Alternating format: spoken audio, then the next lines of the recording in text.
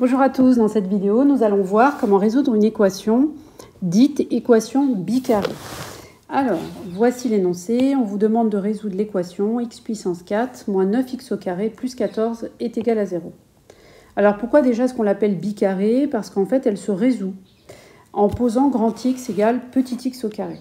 Alors, pourquoi? Regardons de plus près cette équation. Donc là, j'ai détaillé la méthode en bleu. Et je vais d'abord expliquer pourquoi est-ce qu'on a eu cette idée.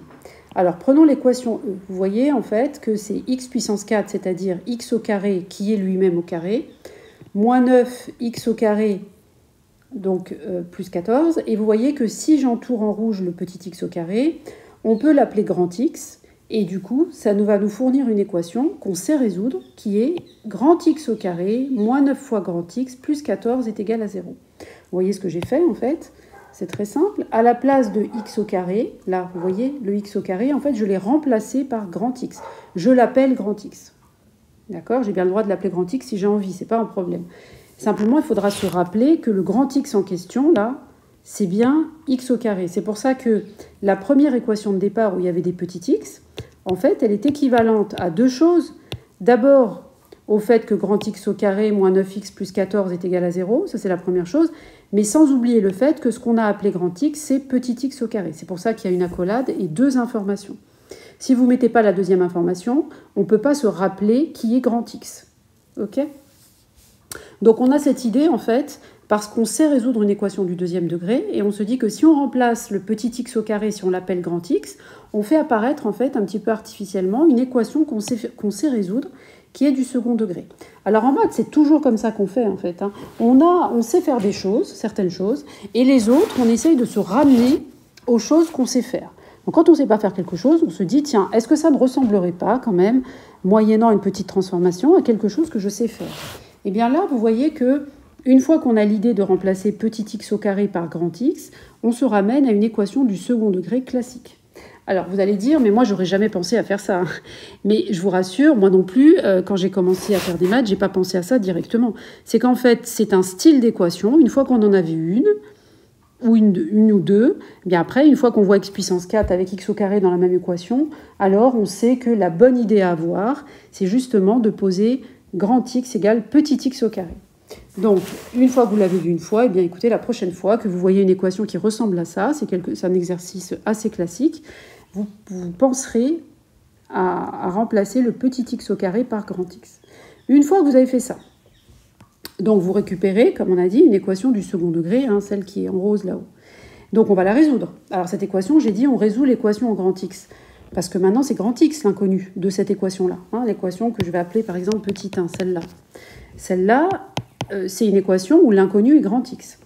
Donc, comment est-ce qu'on fait pour la résoudre? Comme c'est une équation du second degré, j'identifie les coefficients A, B et C de l'équation. Je vous laisse regarder, ça correspond bien. A égale 1, B égale moins 9, C égale 14. À partir de là, j'ai une méthode qui est tout à fait rodée. Je calcule delta, il vaut 25. J'en déduis que l'équation admet deux solutions, qui sont 2 et 7. Bon, je ne m'attarde pas sur le calcul, c'est vraiment pas l'objectif de cette vidéo précisément.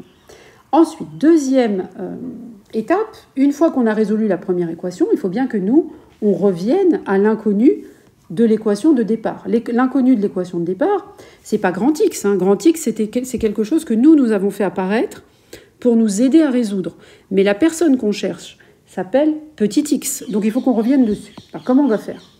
Alors, je vous explique comment on fait. Donc, ce qu'on a trouvé, nous, c'est que le grand X, en fait, ce qu'on a trouvé, c'est que grand X, il admet deux solutions.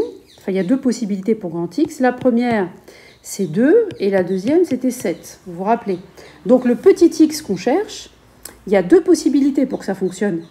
C'est soit le petit x, son carré est égal à 2, auquel cas, ça correspondra à la solution grand X 1 égale 2, ou bien le carré du petit x que je cherche doit être égal à 7, et ça coïncidera avec la solution grand X égale 7.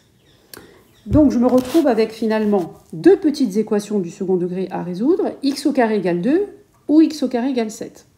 Puisque x1, c'est le carré du petit x que je cherche. C'est pas lui que moi je ne cherche pas x1, je cherche petit x. Donc le petit x, il est tel que son carré vaut 2. Donc il y a deux options, soit c'est racine de 2, soit c'est moins racine de 2. puisque racine de 2 au carré, ça fait 2. Et puis, vous savez bien que moins racine de 2 au carré, le moins se compense avec le carré, ça fait 2 aussi. Pour x au carré égale 7, on sait résoudre ce type d'équation.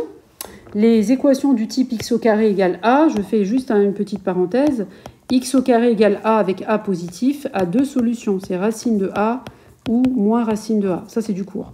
On ne va pas le redémontrer à chaque fois. Il faut que ce soit un automatisme. Finalement, qu'est-ce que j'ai fait? J'ai terminé.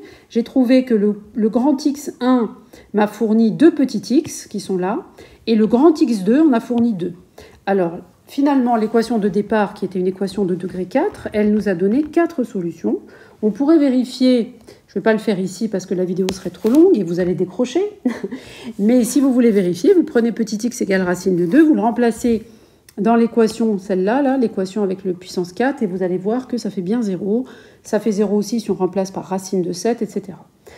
L'équation de départ est une équation du 4e degré, donc en fait, on n'est pas étonné d'obtenir 4 solutions. Ça ne veut pas dire, c'est pas parce que c'est de degré 4 qu'il y a forcément 4 solutions, mais en tout cas, de degré 2 au maximum, c'est 2 solutions, et de degré 4 au maximum, c'est 4 solutions. Là, ici, on en a trouvé 4, donc il ne faut pas vous dire que ça fait beaucoup. Dans la mesure où c'est de degré 4, c'est tout à fait envisageable. Voilà, écoutez, j'espère que cette vidéo vous a plu. Si c'est le cas, vous pouvez mettre un petit pouce, ça m'encourage. Abonnez-vous, c'est encore mieux. Et je vous dis à très bientôt pour une prochaine vidéo. Au revoir.